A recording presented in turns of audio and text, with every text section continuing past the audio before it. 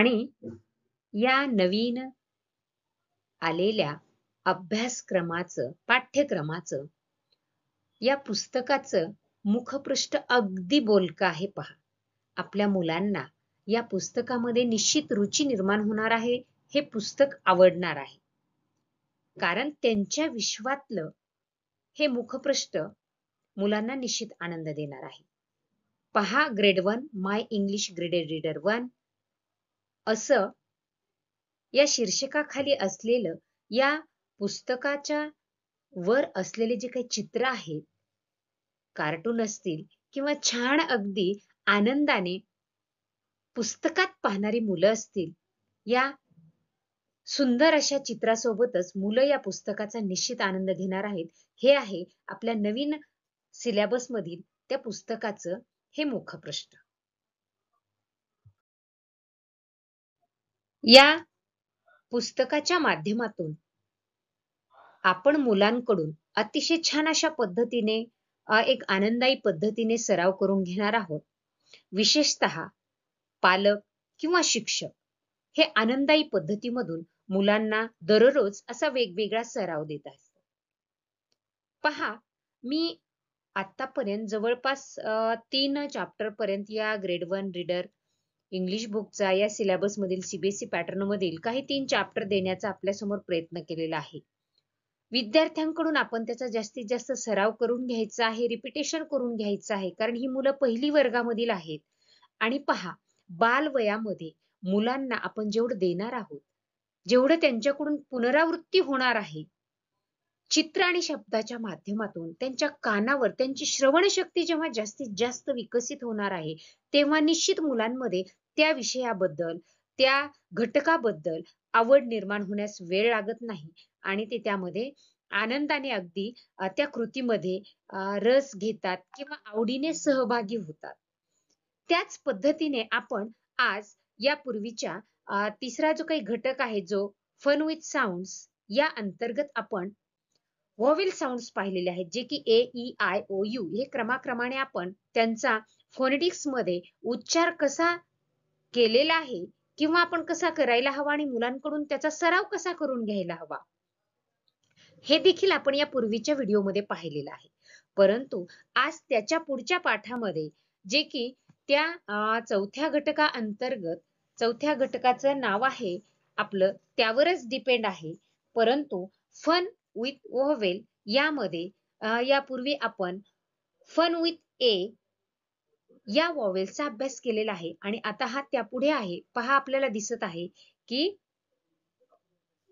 या ठिकाणी fun with E.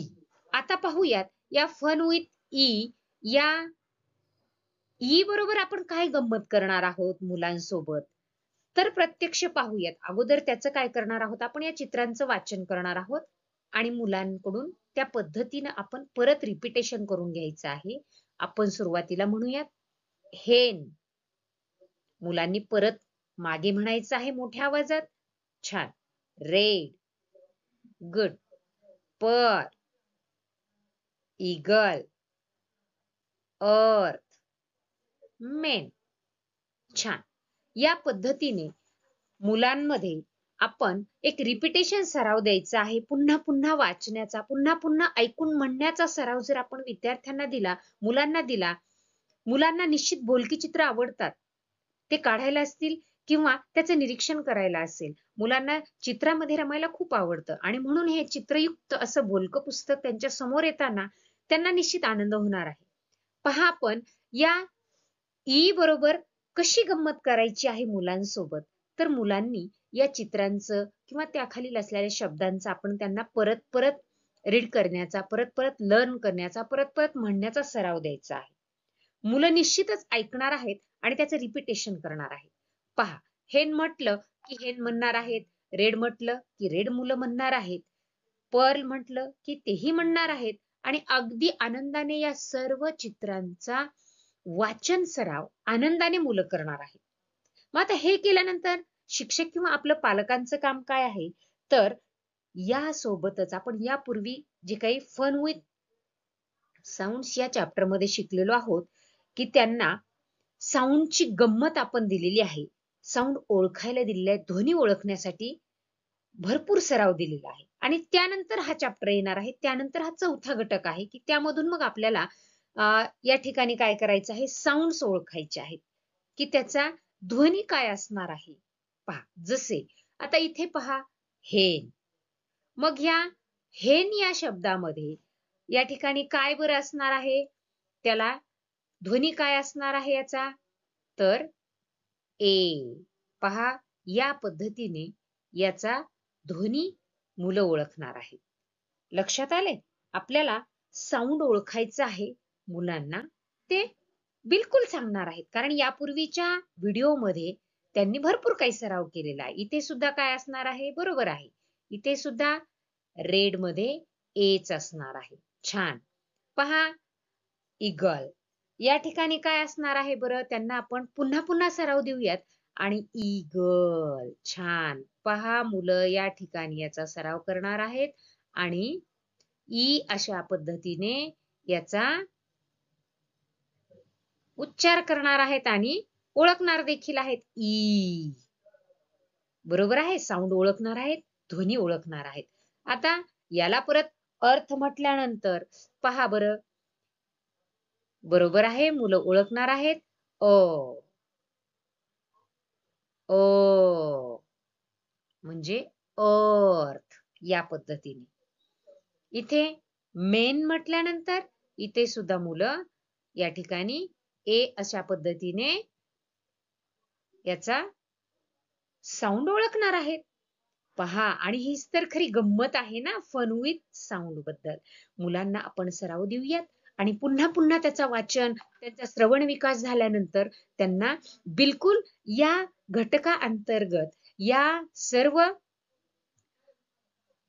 शब्दांबरोबर गंमत करायला आवडणार आहे. चित्रांसोबत ते छान एन्जॉय करणार आहेत. या पद्धतीने ते साऊंड सुद्धा ओळखणार आहेत. चला तर आपण मुलांना भरपूर असा सराव देऊयात, रिपिटेशन करूयात आणि त्यांना या फन विथ ए बरोबर त्यांना गंमत करण्यासाठी थोडीशी खेळाच्या माध्यमातून त्यांना थोडासा वेळ देऊयात आणि त्यांना पुन्हा पुन्हा सराव देऊयात. छान.